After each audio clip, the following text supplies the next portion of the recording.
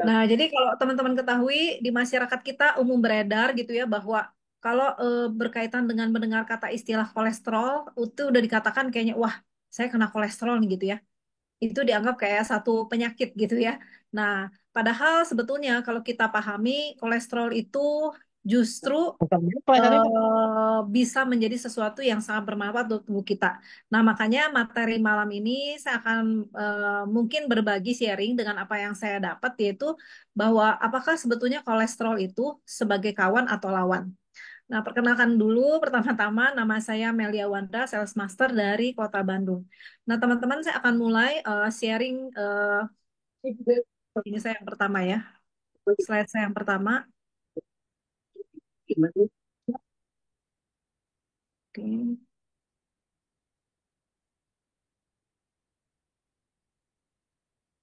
Nah, sudah bisa kelihatan ya share screen saya. Nah, jadi kita akan bahas hari ini apakah sebetulnya kolesterol itu kawan atau justru lawan.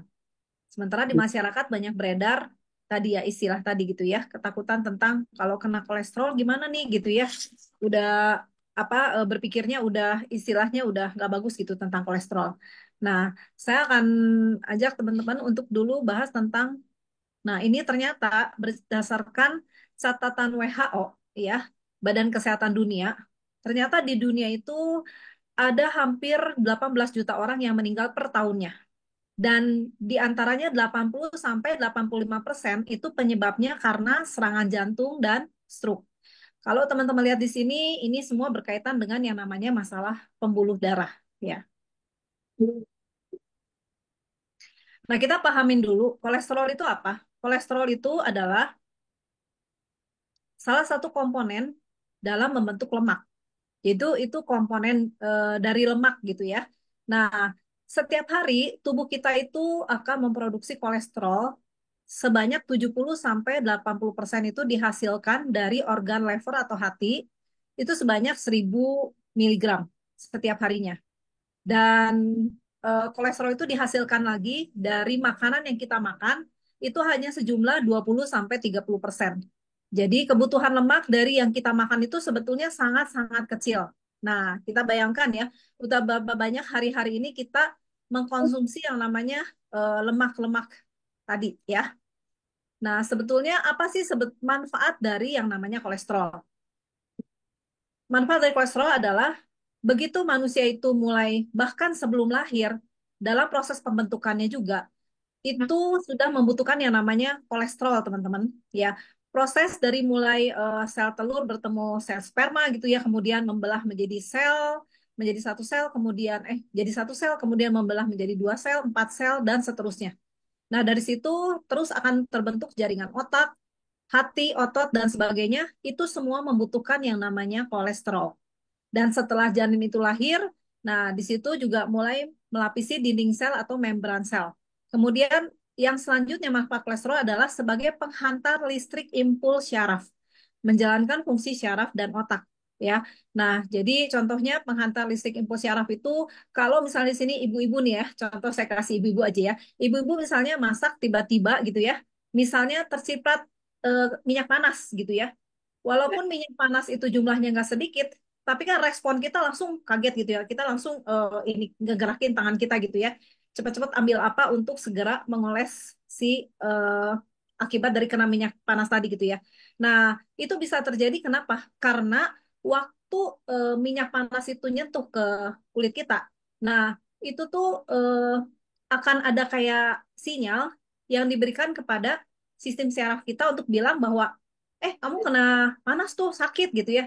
Jadi responnya langsung keluar rasa sakit dan itu akan terjadi kalau kerjasama dengan yang namanya kolesterol. Kalau tidak, mungkin akan apa ya lelet gitu ya infonya. Jadi bisa-bisa tangan kita udah kena air panas, kena minyak panas agak banyak juga, nggak berasa. Tahu-tahu kita udah luka bakar gitu ya. Nah, justru penting banget makanya manfaat kolesterol sebagai penghantar listrik untuk di sistem syarafnya kita ya. Nah, kemudian di sini juga berfungsi untuk pencernaan. Ya, dia terutama untuk mencerna makanan yang berlemak. Nanti dia akan di apa? Dicerna oleh cairan empedu yang dihasilkan oleh asam empedu yang dihasilkan oleh kolesterol si asam empedu tadi gitu ya. Nah, jadi siapa yang suka makan lemak berlebih nih ya. Nah, ini tuh butuh lemak juga gitu ya untuk bisa mencernanya. Nah, kemudian sumber bahan baku dari enzim kita tahu dalam tubuh kita begitu banyaknya enzim sehingga kita bisa hidup sampai hari ini bisa sehat gitu itu karena peran enzim juga dan hormon-hormon pada pria seperti testosteron, kemudian hormon pada wanita juga seperti estrogen ya. Dan manfaat kolesterol yang lainnya adalah sebagai pengangkut vitamin A, D, E, K, sehingga dia bisa larut dalam aliran darah. Jadi kalau tidak ada kolesterol, dia tidak akan bisa terserap kepada tubuh kita untuk bisa mendapatkan manfaatnya. Dan yang lainnya adalah untuk kesehatan tulang, ya. Untuk kesehatan tulang apa manfaatnya ya, gitu kan? Nah, kesehatan tulang di sini adalah waktu kita berjemur, kita kan mendapatkan namanya vitamin D ya. Tapi sebelum terbentuk vitamin D itu akan terbentuk yang namanya provitamin D. Nah, untuk mengubah provitamin D itu menjadi D, itu dibutuhkan lagi si kolesterol ini, gitu ya. Dimana kita tahu vitamin D waktu zaman-zaman COVID itu begitu pentingnya untuk meningkatkan imun tubuh dan juga sebagai penghantar kalsium untuk masuk ke sel tulang kita. Jadi dia artinya cukup berperan untuk kesehatan tulang kita, ya. Itulah sejumlah manfaat kolesterol. Nah, jadi kalau teman-teman lihat dari mulai kita sebelum dilahirkan bahkan mulai terbentuk sampai nanti akhir hidup gitu ya itu kolesterol itu harus kita punya untuk bisa menjalankan fungsinya. Ya, tadi begitu banyak fungsi-fungsi penting yang dia jalankan. Ya, nah di sini artinya kita bisa lihat bahwa teman-teman sekarang perlu pahami bahwa kolesterol itu ternyata ya jadi teman saya ya. Karena kalau dia tidak bisa berfungsi atau dia kurang atau ya ada masalah dalam jumlahnya, itu nanti akan berdampak kepada kelangsungan hidupnya kita gitu ya. Nah, saya akan pertama-tama akan mungkin memberi sedikit pemahaman dulu ya. Yang disebut tentunya kan kita perlu tahu ya, kolesterol itu ada di nilai berapa untuk dikatakan bahwa kondisi itu cukup untuk menyehatkan kondisi kita untuk bisa bermanfaat seperti yang tadi gitu ya. Nah, jadi kolesterol itu ada tiga kalau kita cek di lab dan biasanya ini lakukan puasa 10 sampai 12 jam ya baru bisa melakukan cek kolesterol ini. Nah, kolesterol total itu yang angka yang diharapkan adalah kurang dari 200 miligram per desiliter. Ya, kalau lebih dari 240 itu udah dikatakan tinggi dan harus mulai diatasi gitu ya. Nah, kemudian kalau kolesterol kedua, kolesterol total itu dibagi dua. Ada kolesterol HDL, yaitu high density lipoprotein. Itu angka yang diharapkan adalah 40 sampai 59. Angka yang diharapkan untuk angka yang disebut normal untuk HDL. Nah, apa sih HDL itu? HDL itu eh, sebetulnya adalah lipoprotein itu adalah lipo itu lemak. Lemak itu baru bisa mengalir di darah kalau dia menggandeng protein. Ya, jadi dia bekerja sama dengan protein dan dia punya high density, artinya punya kepadatan yang tinggi. Di situ artinya kolesterol ini eh, lebih berat lah ya. Nah, dengan dia lebih berat ini dia kalau Bapak Ibu lihat di gambar sebelah kiri ini yang warna hijau. Nah, yang warna hijau ini dia melayang-layang di pembuluh darah kita. Kalau Bapak Ibu mungkin masih ingat gitu ya, kita mungkin sering bahas juga bahwa pembuluh darah kita itu panjangnya 2,5 kali keliling bumi.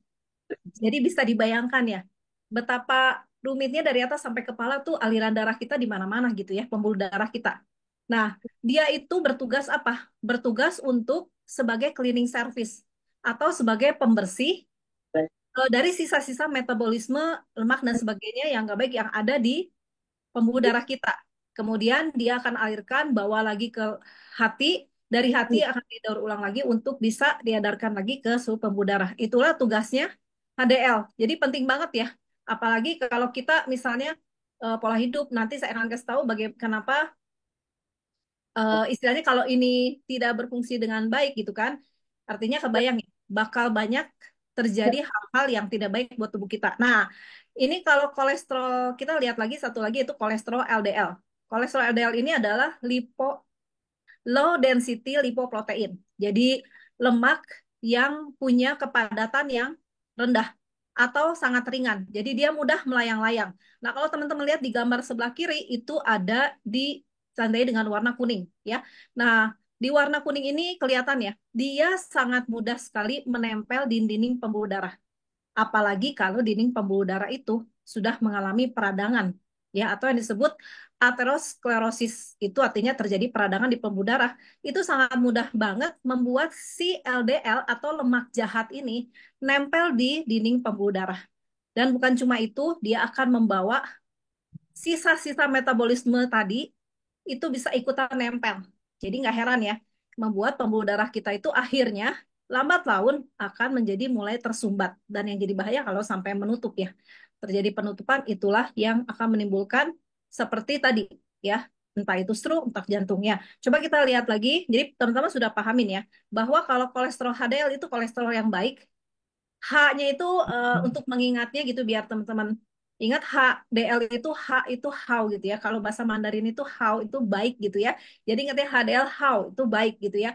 Tapi kalau LDL itu LDL ini saya dengar dari satu dokter ya yang mengumpamakan biar kita gampang ingat LDL itu L itu ini mungkin bahasanya orang Jawa ya. Saya juga baru dengar L itu ingat aja elek gitu ya. L itu jelek gitu ya. Nah, jadi kita ingat LDL itu kolesterol yang jelek gitu ya. Kemudian, nah, penyakit apa aja sih yang disebabkan oleh LDL yang berlebihan? Ini dalam hal ini yang terutama kalau LDL kita atau lemak jahat kita itu berlebihan gitu ya.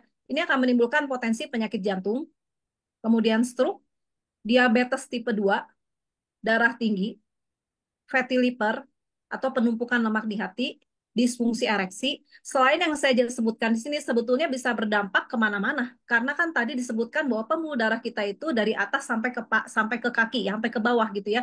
Kalau misalnya terjadi penyumbatannya di mata kita, itu bisa terjadi kebutaan ya, yang fatalnya gitu ya. Kalau misalnya terjadinya di kaki itu bisa kayak varises itu akibat penyumbatan juga. Atau kalau misalnya terjadinya di ginjal kita, itu saringan ginjal kita bisa jebol juga gitu ya, bisa gagal ginjal dan sebagainya. Jadi benar-benar kita harus perhatikan bahwa eh, pembuluh darah kita ini gimana caranya kita perlu jaga, kita perlu pelihara ya. Nah, kalau udah kayak gini, kita bisa sebut sebagai apa? Makanya ini yang kita bisa sebut, wah ini kalau kayak gini sih jadi lawan buat kita gitu ya.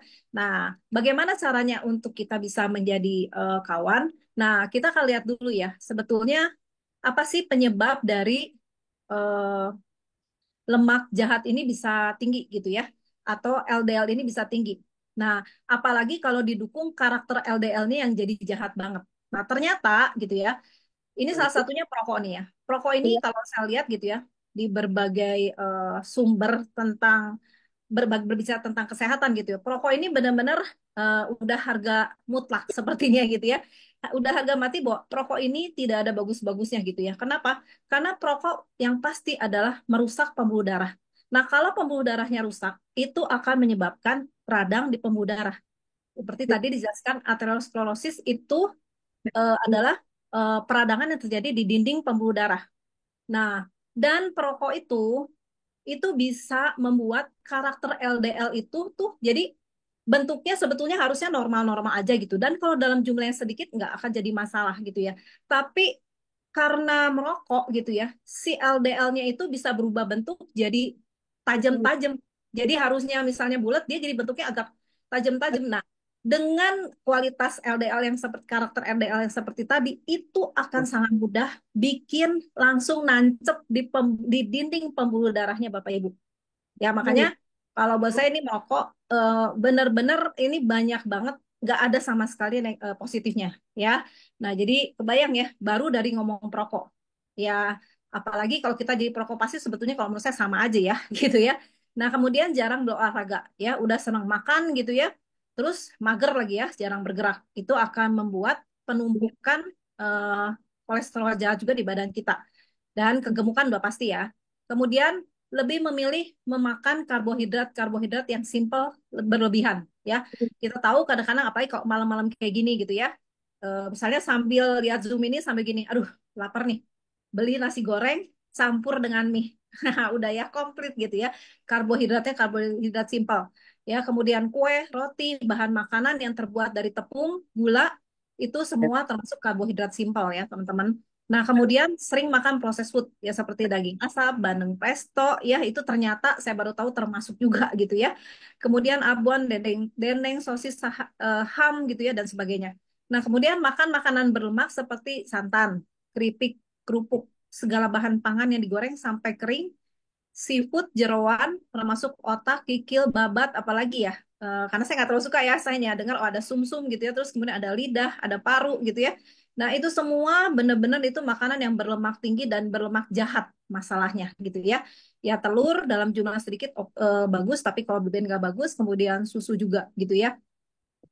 Nah jadi makanan-makanan berlemak ini sebetulnya kalau kita makan, itu nanti yang akan menerima pertama kali adalah hatinya kita, organ hatinya kita. Nah, organ hati kita akhirnya menampung semua kalori-kalori itu, jadi kalori tersebut berubah jadi lemak dan tersimpan menjadi cadangan di hati kita. Nah, makanya kenapa istilahnya hati itu harusnya hanya hati itu istilahnya bisa berlebihan akhirnya mengeluarkan kolesterol yang jahat gitu ya. Nah, makanya penting banget untuk bagaimana kita bisa mengatur tentang apa yang kita makan gitu sehari-hari. Terus makan terlalu malam, udah nggak terlalu banyak gerak, itu juga akan menambah timunan di hati kita ya. Kemudian tidur malam alias sering begadang, itu udah pasti ya. Nah, kemudian bagaimana cara kita bisa bagaimana kita istilahnya bisa membuat kolesterol itu menjadi kawan kita. Nah, sebetulnya kita tinggal merubah pola hidup atau gaya hidup kita aja gitu ya. Karena gaya hidup orang perkotaan sekarang kulinernya gampang gitu ya, terus malas gerak ya, tinggal dapetin kuliner itu tinggal ketak-ketik aja, makanan langsung datang gitu ya. Istilahnya seperti itu. Tapi olahraga kalau ditanya nggak pernah ada waktu gitu ya. Nah, bagaimana kita bisa meningkatkan HDL kita dan menurunkan LDL-nya kita atau lemak jahatnya? Yang pertama yang kita bisa lakukan adalah olahraga secara teratur. Karena dengan olahraga teratur itu meningkatkan efek antiinflamasi dari kolesterol baik kita dan meningkatkan antioksidan juga. Nah, olahraga itu idealnya adalah kita lakukan ada dokter yang bilang 150 menit per minggu ya. Jadi sekali olahraga cukup lakukan 30 menit. Atau kalau 30 menit masih nggak punya waktu juga, dalam 3 kali kita makan, makan pagi, makan siang, makan sore, itu jeda 1 jam, terus kita olahraga 10 menit. Makan siang, jeda 1 jam, olahraga 10 menit. Makan sore, jeda 1 jam, olahraga 10 menit. Olahraga kan bisa dia di rumah aja ya, gerak-gerak kayak gitu bebas lah gitu ya. Nah, kemudian berhenti merokok ya, tadi udah jelas ya, dan termasuk alkohol juga. Kemudian menurunkan berat badan mencapai berat badan ideal ya. Jadi walaupun misalnya berat badannya belum sampai gemuk banget, tapi kalau perutnya udah buncit, nah itu juga perlu diperhatikan ya, karena itu juga akan mempengaruhi ke kolesterol juga ya. Kemudian perhatikan komposisi makannya. Jadi walaupun kita lagi bertujuan untuk menurunkan LDL gitu ya. Tapi bukan berarti kita nggak makan ya, teman-teman ya.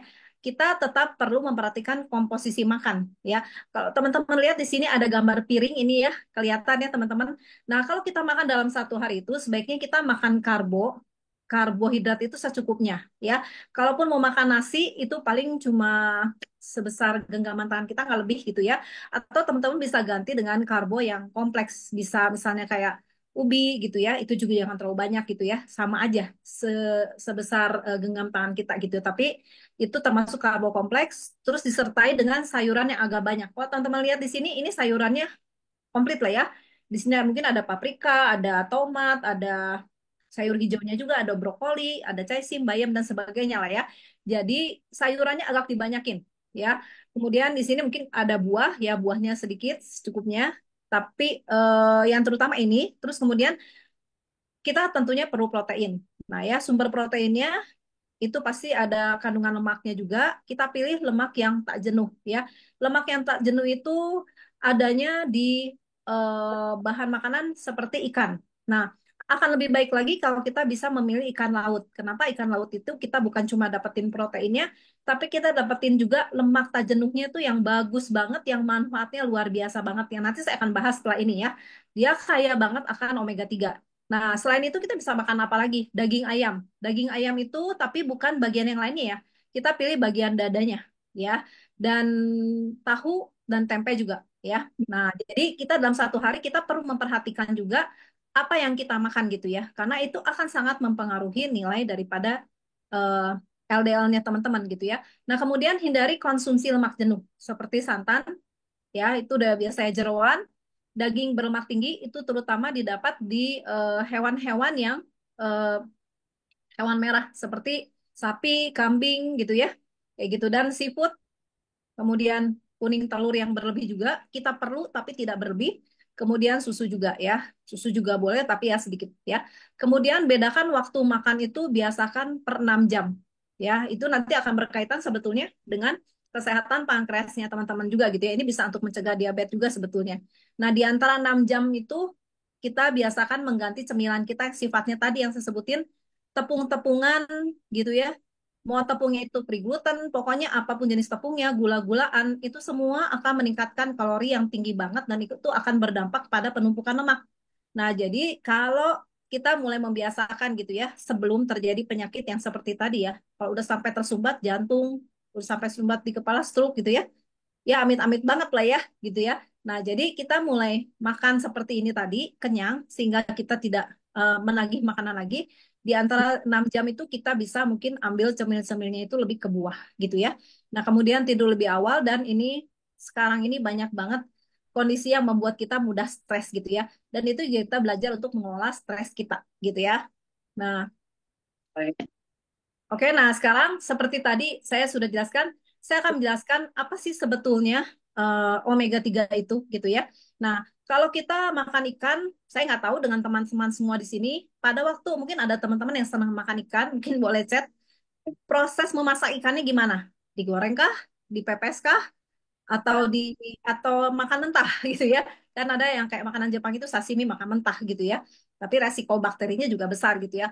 Kalau digoreng ternyata supaya membuktikan bahwa bukan survei ya, penelitian itu menjelaskan ternyata kalau kita makan ikan dengan digoreng itu omega 3-nya itu berkurang 80 sampai 90%. Jadi kok teman-teman di sini sudah saya rutin kok makan ikan gitu ya. Nah, tapi ternyata begitu, yang ada LDL-nya teman-teman bakal naik gitu ya, bukannya turun gitu ya. Nah, jadi omega 3 ini mungkin saya mau jelaskan dulu, omega 3 ini termasuk jenis asam lemak tak jenuh atau unsaturated fat yang sifatnya esensial. Artinya apa? Tidak bisa diproduksi oleh tubuh dan perlu asupan dari luar ya.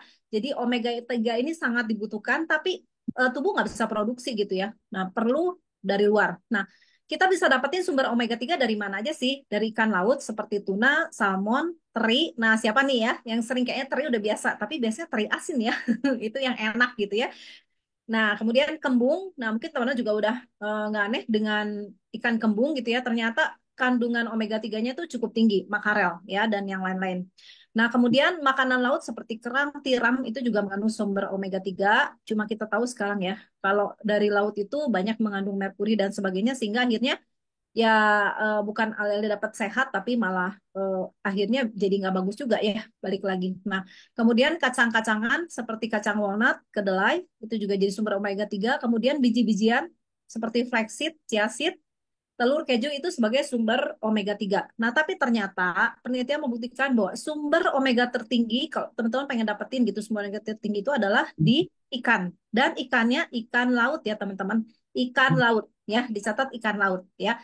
Nah, terus juga perhatikan cara kita menyajikannya ya, seperti tadi digoreng, ditim atau diapain ya. Kemudian manfaat omega 3 apa sih sebetulnya?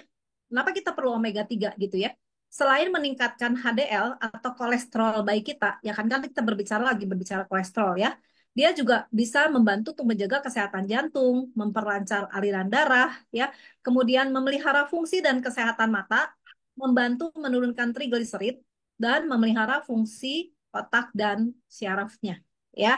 Jadi luar biasa ya. Karena hal ini kalau nggak dijaga, ya jadi penyakit, ya luar biasa ya hasilnya, ya. Nah, kita kenal dulu omega 3 itu apa sih yang bikin jadi istimewa. Omega 3 itu ada tiga kandungannya ya. Biasanya dalam omega 3 yang pertama adalah EPA. EPA itu eicosapentaenoic acid. Dia berfungsi dalam mencegah peradangan atau inflamasi, terus dia melancarkan peredaran darah, menurunkan trigliserid darah. Itu berkaitan dengan kerja jantung ya. EPA berkaitan dengan kerja jantung. Kemudian DHA ada docosahexaenoic acid itu salah satu komponen utama yang mendukung perkembangan serta pertumbuhan otak, sistem syaraf, dan jaringan mata. Itu DHA ya. Nah, kemudian ada tiga, yaitu ALA. ALA itu alpha linolenic acid, merupakan bentuk paling sederhana dari asam lemak omega 3. Ini biasanya adanya di kacang-kacangan atau di biji-bijian, itu ALA namanya ya. Nah, tapi sayangnya senyawa satu ini dapat diubah menjadi EPA DHA, tapi kemampuan tubuh sangatlah kecil untuk menyerap EPA dan DHA dari bentukan ALA ini gitu ya. Makanya eh, ini tidak terlalu direkomendasikan untuk sebagai sumber omega 3 yang dimaksud gitu ya, tapi lebih ke EPA dan DHA. Nah, berdasarkan riset sains, kebutuhan akan EPA dan DHA setiap harinya, jantung itu perlu 500 miligram, mata itu perlu 600 miligram, dan otak perlu 900 miligram ya. Oke, nah saya akan kasih lihat di sini. Teman-teman di sini mungkin udah ada yang rutin mengkonsumsi omega 3. Saya pribadi sudah mengkonsumsi omega 3, mengenal omega 3 itu mungkin dari 20 tahunan lalu gitu ya. Di saat orang mungkin saat itu masih apa sih omega 3 gitu ya. Nah, ternyata sampai hari ini dan rata-rata kalau saya tanya gitu ya, rutin di rumah minumnya biasanya kalau ada pakai suplemen apa sih yang diminum? Omega 3 itu rata-rata gitu ya. Terus biasanya omega 3 itu suka kayak gini. Oh, saya udah punya, saya dapat oleh-oleh dari Amerika, dari New Zealand gitu ya. Gitu ya. Terus waktu ditanya, tahu nggak di dalamnya yakin nggak nih omega 3 yang dimaksud tuh yang seperti ini gitu, yang tepat untuk asupan tubuhnya kita gitu ya. Ah, nggak tahu lah, pokoknya mas saya mah dikasih oleh-oleh. Dan biasanya tuh omega 3-nya tuh dia besar-besar ya. Si apa namanya? Si butirannya, si kapsulnya gitu ya.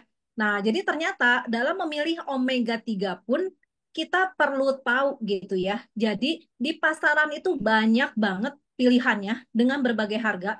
Kita tinggal klik-klik di online, keluar muncul gitu data-data omega 3 itu apa aja dari berbagai perusahaan gitu ya.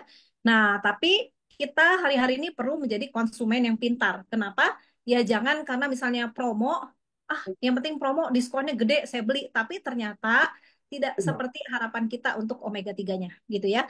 Nah, jadi sumber omega 3 ini tadi udah dijelaskan, ikan laut sebagai sumber omega 3 tertinggi dibanding sumber yang lain ya. Dan jenis ikannya itu yang pasti bukan ternakan ya. Karena banyak hari-hari kayak gini dari ikan laut tapi ternakan gitu ya. Kalau ternakan itu udah pasti udah banyak tercemar apa logam beratnya gitu ya. Kemudian secara kualitas omega 3-nya juga nggak tinggi gitu ya.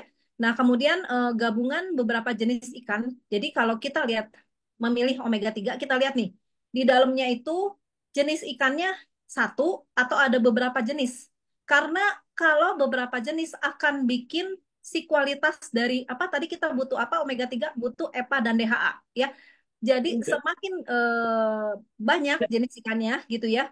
Artinya 2, 3, 4 gitu akan membuat si kualitas EPA dan DHA-nya itu kejernihannya itu jadi nggak stabil gitu ya. Jadi walaupun misalnya kita makan tuh sebelah jadi nggak bisa pasti bahwa oh di situ diomongin misalnya apa DHA-nya 600 500 itu nggak bisa pasti teman-teman gitu ya. Nah, kemudian kalau lebih baik lagi sudah mendapatkan sertifikat dari Badan Penguji Internasional yaitu untuk kejernihannya bahwa dia sudah terbebas dari bahan-bahan logam berbahaya gitu ya, atau dia dari lemak-lemak yang jenuhnya, atau dia dari bakterinya gitu ya, atau dari keaslian bahwa misalnya omega 3 itu di dalamnya disebutkan dari ikan teri misalnya gitu ya. Nah, itu perlu diuji, bener nggak tuh, real nggak tuh, bener-bener bahwa itu tuh ikan teri gitu ya, spesiesnya gitu ya. Nah, itu ada sertifikat yang namanya Orivo itu gitu ya. Nah, kemudian kita akan lihat dulu tentang bentuk omega 3. Nah, tipe omega 3 ini sebetulnya ternyata ada tiga, yaitu ada TG, EE, dan RTG. Dan itu akan sangat mempengaruhi berapa lamanya bisa diserap tubuh untuk EPA dan DHA-nya waktu kita konsumsi ya. Waktu kita konsumsi kan kita butuh misalnya orang yang memang punya masalah gitu ya dengan pembuluh darahnya. Dengan lebih cepat dia mendapatkan manfaat, itu akan lebih bereaksi buat tubuhnya lebih baik ya. Nah, saya akan kasih sepintas aja ya karena ini sudah sama-sama masih belajar. Yang pertama-tama itu dan masih juga banyak beredar di pasaran itu TG tipe ya, tipe TG. Tipe TG ini dia memang alaminya tuh ada kandungan gliserol ya. Dia tidak melalui proses pemurnian, jadi apa adanya gitu ya. Nah, jadi dampaknya adalah berakibat saturate retinol fatnya itu masih ada gitu ya, masih lebih banyak gitu. Kemudian disertai juga dengan mungkin masih ada bakteri yang terkandung di dalamnya dan bahan-bahan yang lain tadi yang sebutkan ya, misalnya seperti merkuri gitu kan, bahan-bahan berbahaya logam berat yang lainnya tuh masih bisa ada di dalam tipe TG ini gitu ya.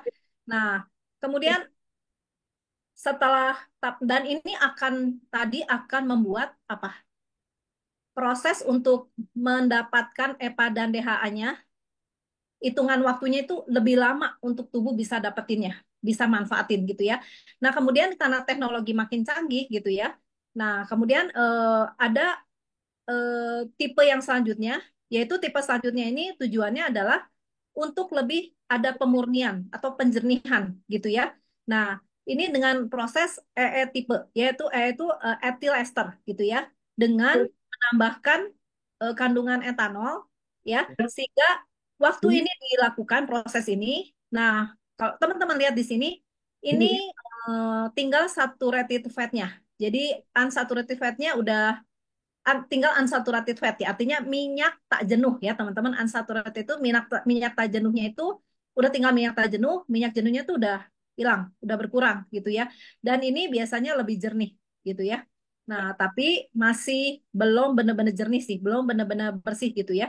Gitu. Tapi udah jauh berkurang dibanding tipe yang TG. Nah, ada satu lagi tipe RTG tipe ya. Nah, tipe RTG ini R-nya ini singkatan dari reesterifikasi TG.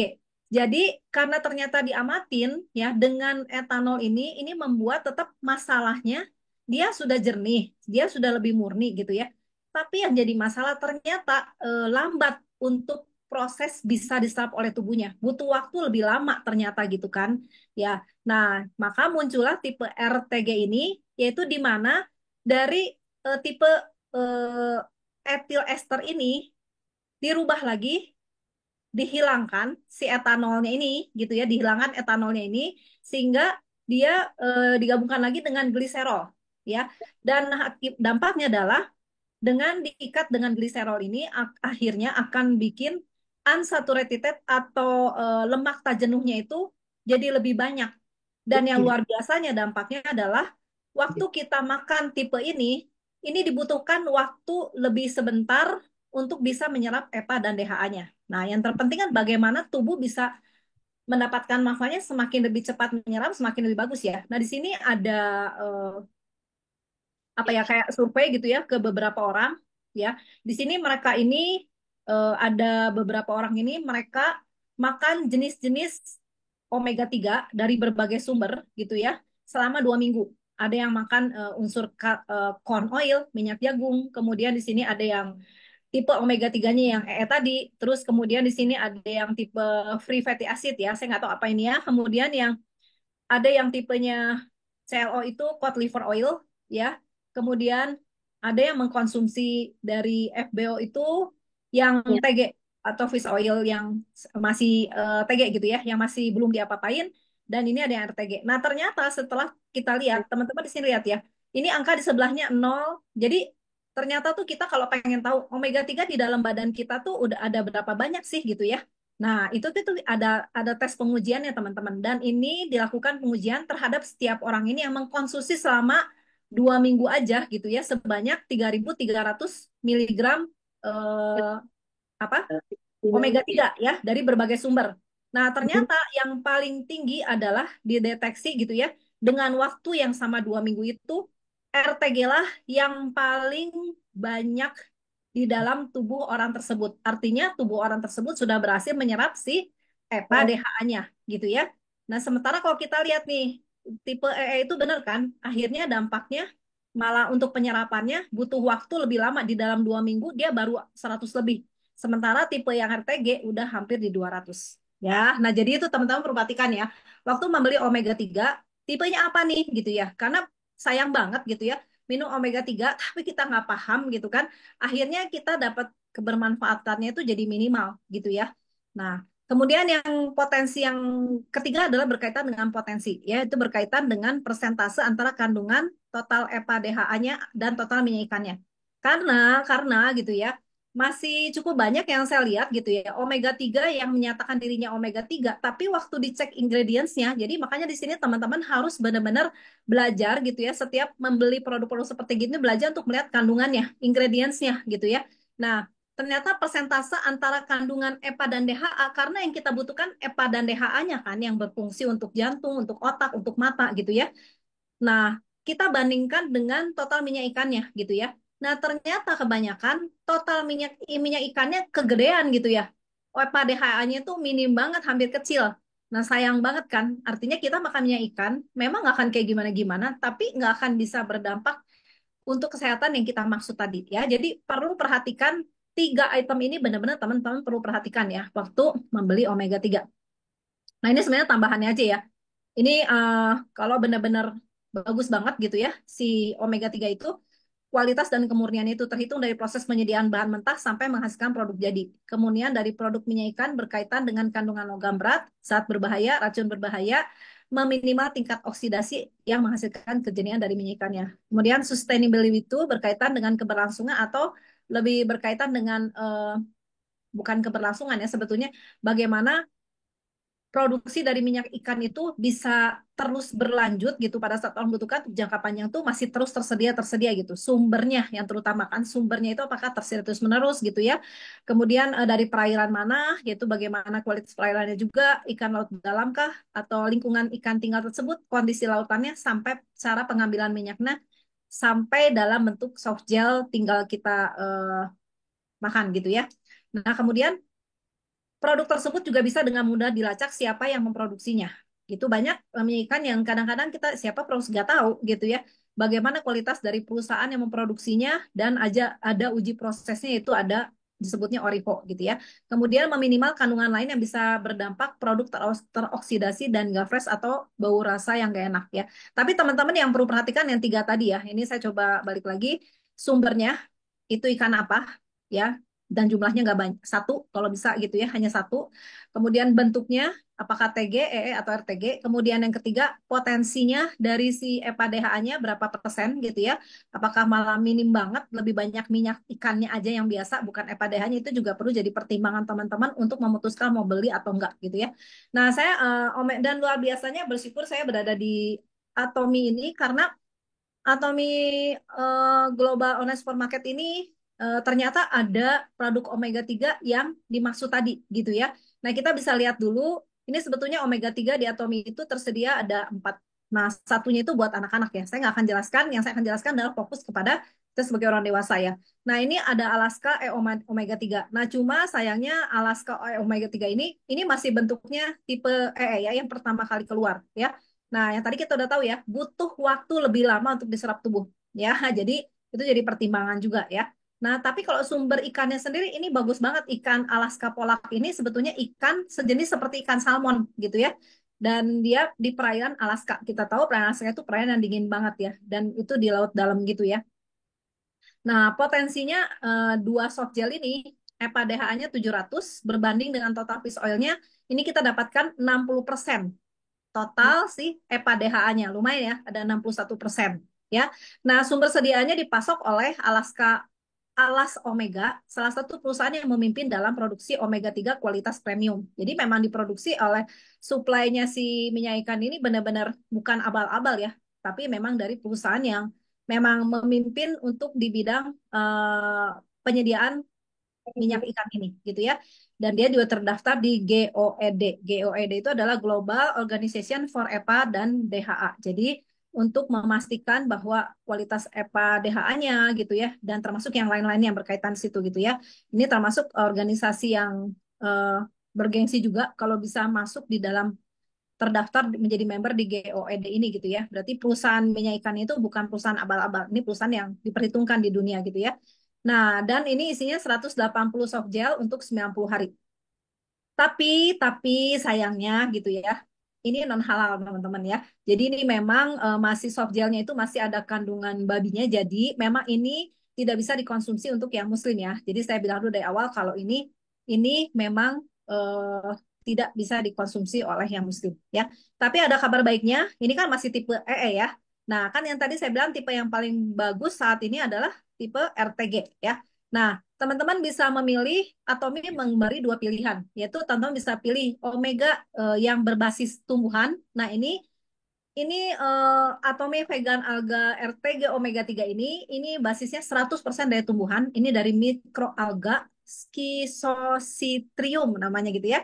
Nah, ini bentuknya ini tipenya adalah RTG. Kita tahu RTG itu bebas lemak jenuhnya, terus dia bening warnanya gitu ya. Kadang-kadang teman-teman juga ini sebagai salah satu cara untuk ngetes aja lihat gitu ya. Minyak ikan yang benar-benar kualitasnya bagus, itu warnanya makin bening, makin jernih, kuningnya muda banget gitu ya. Tapi kalau isi minyak ikan itu warnanya makin tua, kuningnya bahkan saya pernah dulu banget nemuin coklat, udah jangan dimakan ya. Dan itu kalau diminum memang berasa, begitu diminum tuh langsung, begitu minum gak lama sendawanya bau minyak ikan, bau bau kayak ikan asin gitu ya. Pokoknya nggak enak banget dan itu kadang-kadang buat beberapa orang nggak mau saya minum itu karena begitu minum langsung terapnya kalau bahasa Sunda ya, sendawanya itu langsung kerasa kayak ya nggak enak ya bau ikan asin gimana sih gitu ya karena tadi ya lemak jenuhnya masih banyak gitu ya dan kita nggak tahu ada bakterinya dan sebagainya itu masih ada di dalam itu semua gitu ya. Nah, kemudian potensinya itu dengan teman-teman mengkonsumsi dua soft gel itu teman-teman bisa mendapatkan EPA DHA-nya dibandingkan dengan jumlah fish oil-nya itu teman-teman bisa mendapatkan EPA DHA-nya senilai 66,6%. Wah, tinggi ya gitu ya. Dan kenapa dia ambilnya dari alga? Jadi kalau teman perhatikan dengan ambil dari ini kan kalau teman-teman lihat ya di gambar kiri ini ada gambar lantai makanan ya. Nah, semakin ke atas itu semakin di sini ada kandungan logam beratnya makin banyak ya. Jadi ini kalau rantai makanan di sini ada mikroalga. Mikroalga ini ada di rantai makanan paling bawah. Dia terbebas dari yang namanya logam berat. Nah, setelah dari wah, sebentar ya. Nah, dari sini dimakanlah oleh ikan. Ikan kecil. Ikan kecil dimakan oleh ikan besar dimakan mungkin ikan yang lebih besar lagi, ikan hiu, paus, dan sebagainya. Nah, ikan ini kemudian dimakan lagi oleh manusia. Manusia itu sebagai rantai makanan terakhir ya. Makanya banyak kandungan racun ya, karena udah makan dengan berbagai kandungan di dalamnya gitu ya. Dan kenapa diambilnya mikroalga? Karena itu yang istilahnya bawaannya juga udah bebas dari logam berat ya. Dan ini suppliernya adalah Labs Omega Amerika, diproduksi oleh perusahaan DSM Firmenich ya gitu. Kemudian dia juga sudah terdaftar sebagai anggota GOED tadi ya, dan dia sebagai leadership member. Dia memimpin di salah satu yang memimpin juga di apa perusahaan-perusahaan yang menghasilkan omega 3 ya. Dan untuk memastikan bahwa apakah benar memang dia itu vegan gitu ya, ini ada sertifikat yang dikeluarkan yaitu Italian V-Label Certification. Nah, apa aja sih yang bisa memastikan bahwa dia itu mendapatkan label itu gitu ya? Karena itu sangat tidak mudah ya.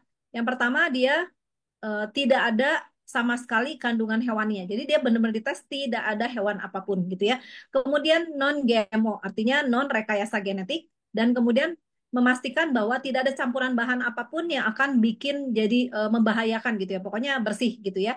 Nah, ini teman-teman bisa dapatkan dalam satu botolnya ada 120 soft gel itu bisa untuk 60 hari ya. Nah, jadi kalau buat teman-teman yang vegan yang nggak bisa mengkonsumsi makan makanan ada unsur binatangnya atau telurnya gitu ya sama sekali teman-teman bisa memilih Atomi Vegan Alga RTG Omega 3 ini ya.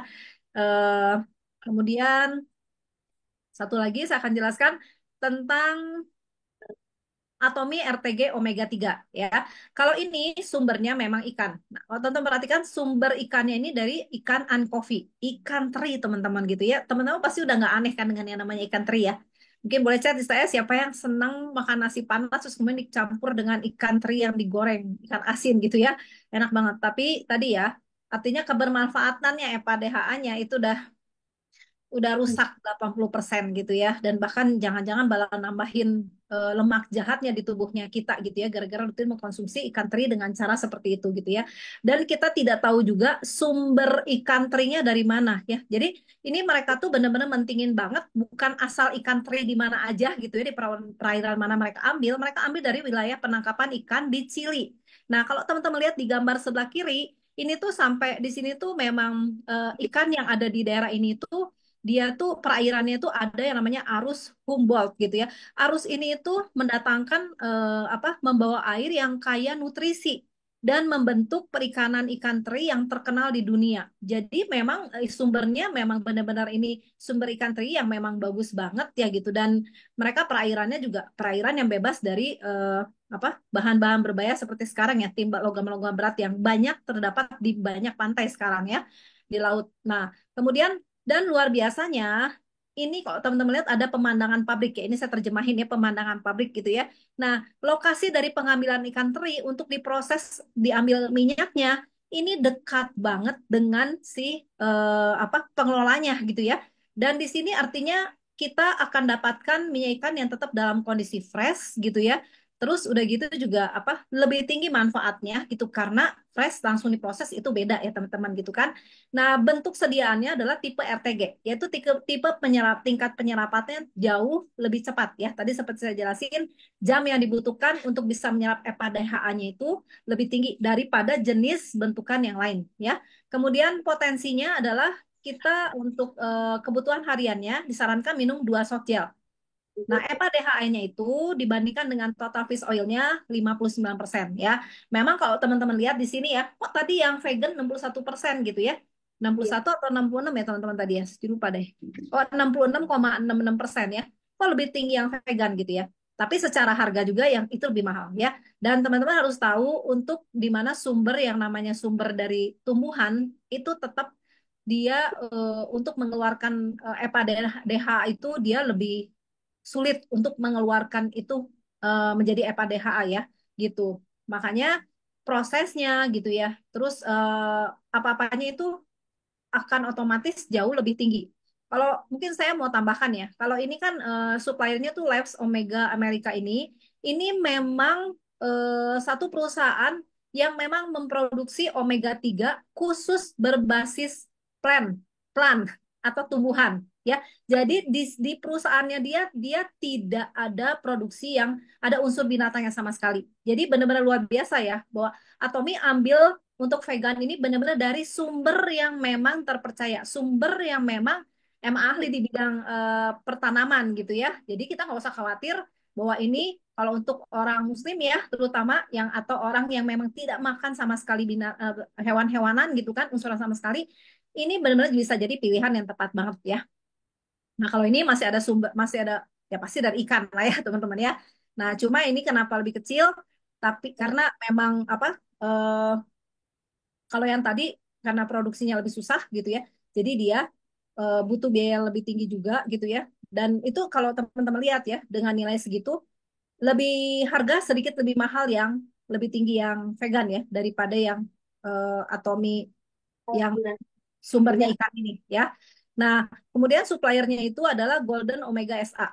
Dia juga terdaftar sebagai member dari GOED, sebagai leadership member juga, dan mendapatkan sertifikat ORIVO untuk pembuktian bahwa memang tidak ada logam berat dan juga warnanya, dan juga memang keasliannya bahwa itu memang ikan teri yang dari Chili, bukan dari yang lain ya. Kemudian dia juga luar biasanya sudah dapat penghargaan, punya hak paten teknologi untuk mengurangi polutan. Jadi tidak bisa dicontek oleh yang lain ya, karena paten itu namanya udah haknya dia untuk teknologi itu khusus untuk perusahaan ini gitu ya. Kemudian hak paten teknologi untuk mendapatkan konsentrat tinggi omeganya, kemudian bebas dari logam berat, polutan, dan jernih, lemak tak jenuh, dan bebas bau amis gitu ya. Nah, kalau teman-teman lihat di sini, dia juga mendapatkan bintang 5 yaitu dari ini apa ya internasional fish omega sertifikat ya masalah gitu ya. Nah ini omega RTG ini mendapatkan bintang 5 artinya penghargaan yang paling tinggi di perusahaan yang menghasilkan minyak ikan gitu ya. Nah terus kemudian ini juga ada GOET ini ada ya. Jadi tadi saya sudah jelaskan GOET ini sebagai perusahaan yang mengontrol, sebagai organisasi yang mengontrol EPA DHA dan masalah raw material sampai produksinya dan sebagainya ini dia yang kontrol gitu ya. Kalau bisa tergabung di sini berarti ini udah salah satu yang luar biasa yang istimewa ya perusahaan tersebut. Nah, kemudian ini ada IFFORS itu juga salah satu sertifikat. Sertifikatnya itu ini berkaitan dengan sama yaitu sertifikat yang diberikan kepada perusahaan yang bisa apa ya? Yang bisa menyediakan apa ya, produksi minyak ikannya itu bisa benar-benar kualitasnya dari cara produksinya, dari cara pengemasannya, penyimpanannya, packagingnya, semuanya gitu ya. Nah, ini juga Omega RTG-nya Atomi ini juga dapat penghargaan IFFOLS ini ya. Jadi luar biasa ya, penghargaannya udah cukup banyak. Dan satu lagi ya, kenapa sumber omega 3 yang paling bagus, yang paling tinggi, yang sangat tinggi omega 3-nya dan juga bebas dari yang namanya logam berat gitu ya. Itu semakin kecil ikannya, itu akan semakin aman. Kok teman-teman lihat di sini satu lagi ya, di sebelah kanan. Ini ada rantai makanan. Nah, ikan teri itu termasuk yang paling kecil gitu ya. Ikan yang kecil. Nah, ikan kecil ini ada di bawah paling bawah rantai makanannya, makanya dia yang jauh dari sumber logam berat gitu ya.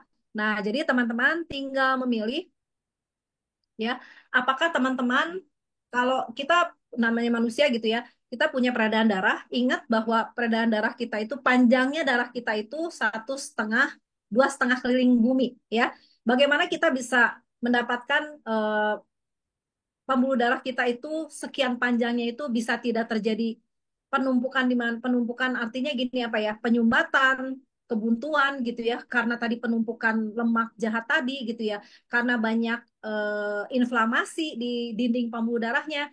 Nah, itu tentu harus upaya dari kita semua untuk mulai bagaimana kita melakukan merubah pola gaya hidup yang mungkin selama ini banyak ngawur kali ya gitu ya, banyak yang seenaknya gitu ya. Tapi tadi sudah dijelaskan. Dan satu lagi, memastikan tambahan untuk kita mengkonsumsi omega 3 untuk memastikan tadi ya, untuk menghindari mencegah inflamasi gitu ya, termasuk inflamasi pembuluh darah itu bagus banget kalau kita rutin minum yang namanya omega 3. Nah, tinggal teman-teman nih yang suka minum omega 3 di luaran, tinggal coba dicek ya. Kenapa tidak menggunakan omega 3 yang tadi saya baru saja jelaskan, omega 3 dari Atomi. Secara harga saya mungkin nggak bisa bandingkan di sini karena waktu juga gitu ya. Tapi secara harga omega 3 dengan konsentrat yang seperti tadi, dengan kualitas seperti tadi, teman-teman bandingkan apple to apple ya teman-teman, bandingkan dengan yang standarnya seperti itu dengan yang di pasaran. Nah, teman-teman lihat, teman-teman bisa dapetin harganya kebanyakan itu eh, harganya di bawah harga pasaran. Nah, ya. Jadi jangan-jangan teman-teman dapat murah tapi ternyata kualitasnya nggak jelas. Atau teman-teman bayar harga mahal tapi ternyata harusnya di Atomi bisa dapat lebih murah tuh dengan harga semahal itu. Nah, itulah slogannya Atomi, produk Atomi yaitu absolutely price, absolutely product. Jadi produk dengan kualitas premium tapi harganya terjangkau, ya. Dan sekali lagi teman-teman untuk mendapatkan produk tadi gitu ya, teman-teman bisa mendapatkannya di ETG Mall ya, bukan di web Indonesia tapi di ETG Mall. Nanti bagaimana cara berbelanjanya bisa ditanyakan kepada para pengundangnya di sini ya. Dan satu hal Hmm. lagi, ternyata ada survei di Korea produk Omega ini dari Nama di situ ini ya sebanyak tempat 20-an untuk kalau produk Omega 3 ternyata tempat untuk produk bekal Atomi adalah dua di antara 20 yang termurah dengan kualitas yang sama ya teman-teman. Nah, jadi eh, mau nunggu apa lagi untuk ambil keputusan? Sebelum jantungnya bermasalah, sebelum otaknya mulai ada penyumbatan dan penyumbatan yang lain-lain, mulai deh selain pola gaya hidup sehat, tambah dengan mengkonsumsi omega 3-nya yang atomi aja, yang pasti-pasti aja. Ya, oke ini mungkin saya nggak perlu kasih tahu lagi ya ini buat siapa aja ya. Yang pasti ini hampir semua kita alami ya. Maksudnya keseharian kita gitu ya, kurang gerak gitu ya, mageran, senang mengkonsumsi yang tinggi kalori gitu ya, makanan instan, nggak suka makan ikan gitu ya. Kalau makan ikan, ikannya digoreng gitu ya. Banyak duduk, berada di depan komputer, ponsel, terus ada yang mata kering gitu ya, sering makan malam-malam gitu ya. Nah, itu tinggal nah. Jadi akhir kata kesehatan masih bernilai biasa selama sehat itu masih kita miliki. Tapi menjadi berharga yang tak ternilai ketika kesehatan itu pergi. Oke, terima kasih. Sekian materi hari ini. Semoga bisa memberikan apa ya harapan untuk kita bisa lebih sehat di masa yang akan datang. Terima kasih.